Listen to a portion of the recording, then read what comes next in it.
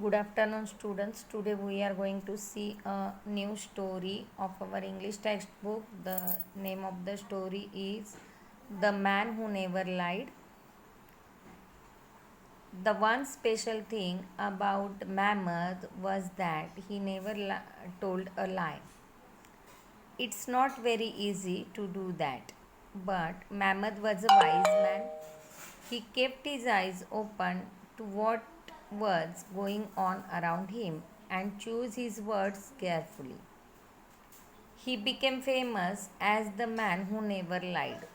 Even people who lived 20 days away knew about him. When people told the king about Mammoth, the king was not ready to believe it. Bring this man to me, he said. So Mammoth was brought before the king. Mammoth, is it true that you never tell a lie? Yes, Your Majesty, and you will not tell a lie in future. Never, Your Majesty. The king looked at Mammoth thoughtfully. Be careful. Sometimes we don't even know how the lie gets on our tongue. आता या गोष्टीचं जे नाव आहे ना ते असं आहे the man who never lied, म्हणजे कधीही खोटं न बोलणारा माणूस. मॅमद नावाचा अशी एक व्यक्ती होती जी कधी खोटं बोलत नव्हती आणि तो त्याच्या म्हणजे या बुद्धिमत्तेसाठी किंवा कधी कधी आपल्याकडून पण चुकून सहज खोटं बोललं जातं, परंतु मॅमदकडून कधीही चूक होत नसे आणि तो कधीही खोटं बोलत नव्हता. तर या मॅमदची कीर्ती फार दूरवर पसरली होती. आता या ठिकाणी त्यांनी असं म्हटलं की 20 डेज अवे, म्हणजे काय तर पूर्वी वाहनं नव्हती, म्हणजे प्राण्यांवरती म्हणजे जसं घोडा यांचा वगैरे आधार घेऊनच प्रवास केला जायचा. तर पूर्वी अंतरामध्ये कधी सांगितलं जायचं नाही, म्हणजे जसं आपण म्हणतो ना मैलोन मैल किंवा कोसोन कोस किंवा 10 मीटर 12 मीटर असं न बोलता दिवसांनुसार काउंटिंग केलं जायचं. तर 20 दिवस पोचायला लागतील एवढ्या दूरपर्यंतच्या शहरामध्ये त्याची कीर्ती पसरली होती आणि त्याच्याबद्दल राजाच्याही कानावरती ही गोष्ट आली की मॅमद हा अशी व्यक्ती आहे जो कधी खोटं बोलत नाही. मग राजाला कुतूहल वाटलं आणि त्याने त्याच्या शिपायानं सांगितलं की त्याला माझ्या समोर आणा, कोण आहे तो. मग मॅमदला त्याच्यासमोर आणतात तेव्हा राजा त्याला म्हणतो, मॅमद मी असं ऐकलं की तू कधीच खोटं बोलत नाही. त्यावर मॅमद म्हणतो की हो महाशय, मी कधीच खोटं बोलत नाही. मग राजा ठरवतो की ह्याला कधीतरी आपण खोटं बोलायला मजबूरच करायचं, म्हणून राजा त्याला म्हणतो की तू आता काळजी घे याच्या पुढे. आणि कधी कधी असं होऊन जातं की आपल्याला इंटेन्शनली म्हणजे हेतुपूर्वक खोटं बोलायचं नसतं, पण आपल्याकडून खोटं बोललं जातं.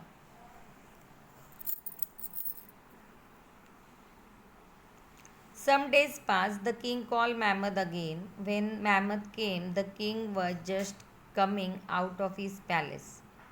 There were many people around him. He was going on a hunt. The king called Mammoth over to him. Mammoth, I am going on hunt and then to my summer palace. The king spoke as he walked towards his horse. He held the horse mane and put his left foot in the stirrup. Then he turned to the mammoth and said, now run to the summer palace and tell the queen to prepare a big feast for me and my people, including you. Hurry. Mammoth turned around and hurried to the summer palace. When he left, the king began to laugh. I am not going anywhere today. Just wait till Mammoth tells this lie to the queen. The next day the king went to this summer palace. Did Mammoth tell you to prepare a feast for me yesterday? It was a lie. Mammoth gave me a message yesterday, the queen answered. Mammoth said, maybe the king will come here by noon. Maybe he won't. And what does this mean? That mean, tell me for sure.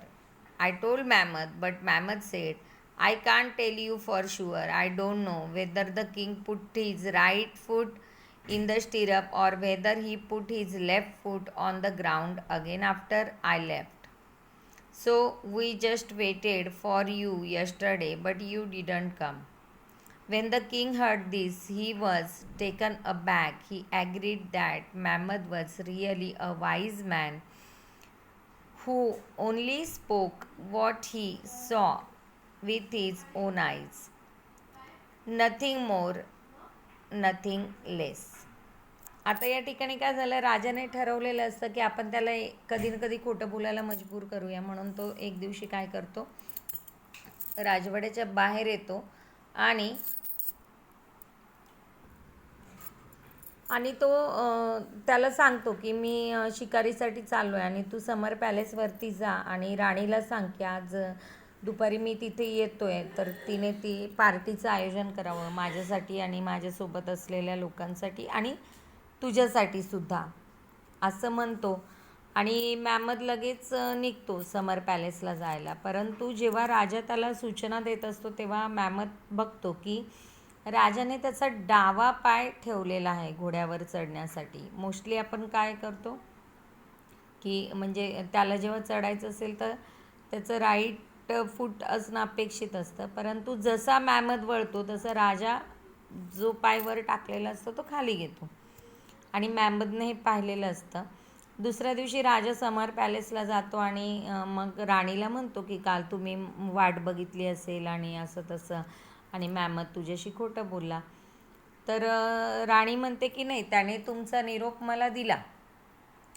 तो म्हटला कदाचित राजा येईल सुद्धा आणि नाही सुद्धा. त्यामुळे mammoth काही खोटं बोललेला नाही, कारण मॅमथने तुम्हाला पूर्णपणे ऑब्झर्व केलेलं होतं, तुमचं निरीक्षण केलं होतं आणि मगच मला निरोप दिलेला होता. मग यावरून राजाच्या लक्षात येतं की मॅमथ हा खरोखर खूप हुशार आणि बुद्धिमान असा व्यक्ती आहे, जो खूप विचारपूर्वक एखादा निरोप देतो आणि तो काळजीपूर्वक खोटं बोलण्याचं टाळतो.